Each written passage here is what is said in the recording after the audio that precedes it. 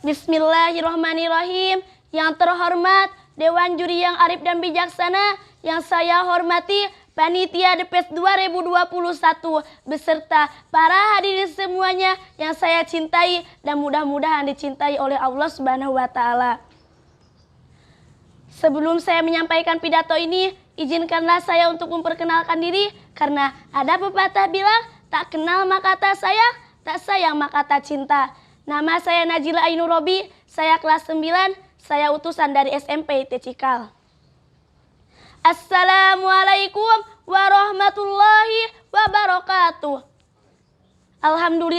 Alhamdulillahirabbil alamin. Wassalatu wassalamu ala asrofil anbiya'i wal mursalin wa ala alihi washabihi ajmain amma ba'du. Pertama-tama dan yang paling utama, marilah kita panjatkan puja dan puji kepada Allah Subhanahu wa taala, Tuhan yang telah menciptakan surga bagi orang-orang yang bertakwa dan menciptakan neraka bagi orang-orang yang durhaka.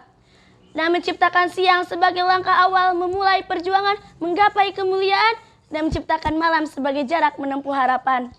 Cinta, sholawat dan keselamatan akan tetap tercurah limpahkan kepada manusia terbaik sepanjang zaman dalam sejarah keagamaan maupun sejarah kenegaraan yang setiap perilaku perkataannya adalah sumber dari hukum-hukum agama.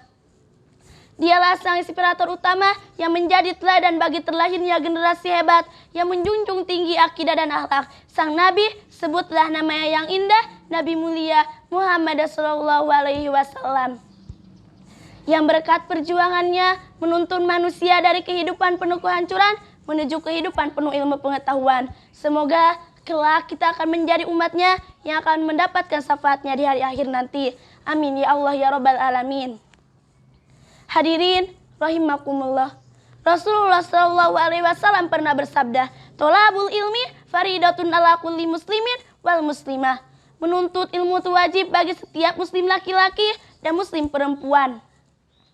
Jadi, hadis tadi mengatakan bahwa kita selaku umat muslim diwajibkan untuk menuntut ilmu, baik itu muslim laki-laki ataupun perempuan, baik itu masih kecil ataupun sudah dewasa. Dan salah satu cara kita menuntut ilmu adalah dengan belajar. Tetapi karena sekarang sedang mewabahnya virus corona atau COVID-19, anak sekolah mulai dari PAUD, TK, sampai anak kuliahan yang mulanya belajar tatap muka, sekarang jadi belajar online. Yang mulanya belajar di sekolah, sekarang jadi belajar di rumah saja.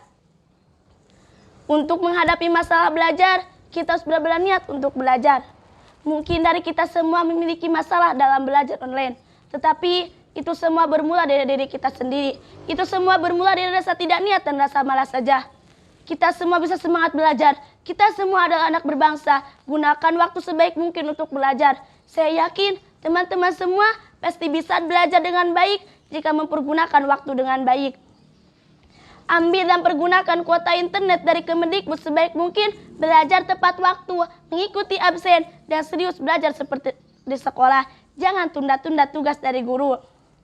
Beberapa anak mungkin ada yang terkendala, padahal dia hanya malas saja untuk belajar. Sebenarnya dia bisa membuat PR lainnya, tapi membuat alasan hanya karena internet saja. Hindari sikap itu ya teman-teman. Mari ubah sikap malas menjadi rajin.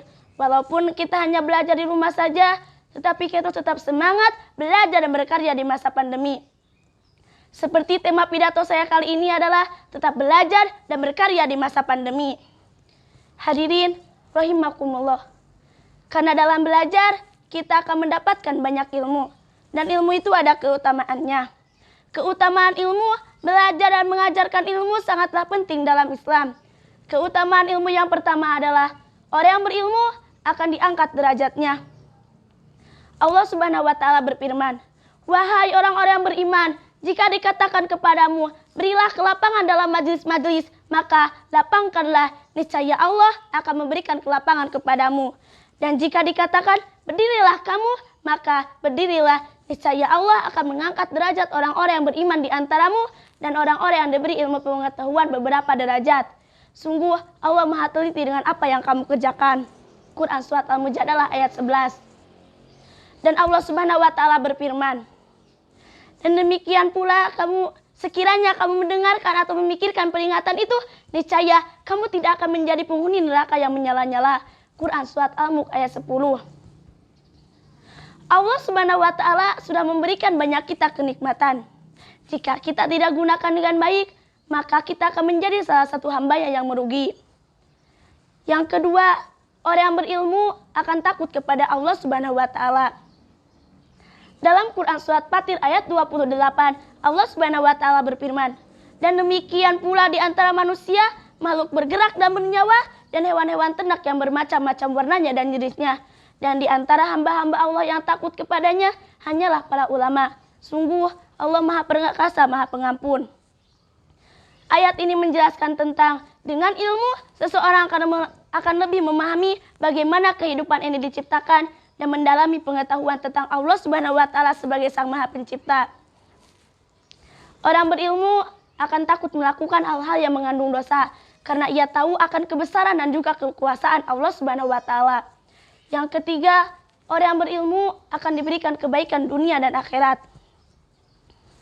Dalam Quran Surat Al-Baqarah ayat 269, Allah Subhanahu wa Ta'ala berfirman, Allah menganugerahkan al-hikmah, kepahaman yang dalam tentang Al-Quran dan As-Sunnah kepada siapa yang dia kehendakinya. Dan barang siapa yang dikehendaki al-hikmah, ia benar-benar telah diberikan karunia yang banyak. Dan hanya orang-orang yang barokallah yang dapat mengambil pelajaran. Yang keempat, orang yang berilmu akan dimudahkan jalan surga. Ilmu akan memudahkan kita untuk masuk ke surga. Seperti dalam Rasulullah SAW bersabda, "Daman salaka tariqo yaltamisu fihi ilma, sahalallahu lahu bihi tariqo illal jannah." Yang artinya, barang siapa yang menempuh jalan untuk mencari ilmu, maka Allah akan mudahkan jalannya untuk masuk ke surga. Yang kelima, orang yang berilmu akan memiliki pahala yang kekal. Ilmu akan kekal walaupun pemiliknya sudah meninggal dunia. Disebutkan dalam sebuah hadis tentang keutamaan ilmu dalam Islam dari Abu Hurairah radhiyallahu anhu, ia berkata kepada Rasulullah SAW, jika seseorang sudah meninggal dunia, maka terputuslah segala amalannya kecuali 3 perkara, yaitu sedekah jariyah, ilmu yang dimanfaatkan, dan doa anak soleh. Hadis riwayat Muslim. Hadirin rahimakumullah. Oleh sebab itu, ayolah kita tetap semangat belajar dan berkarya. Walaupun kita hanya belajar di rumah, tapi kita harus memanfaatkan waktu di rumah untuk meningkatkan skill, bakat, kemampuan. Kalau kita ingin mencapai mimpi kita harus tetap semangat untuk belajar dan fokus untuk belajar. Hadirin, hanya itu saja yang dapat saya sampaikan. Mohon maaf bila ada kesalahan. Billahi taufiq wal hidayah. Wassalamualaikum warahmatullahi wabarakatuh.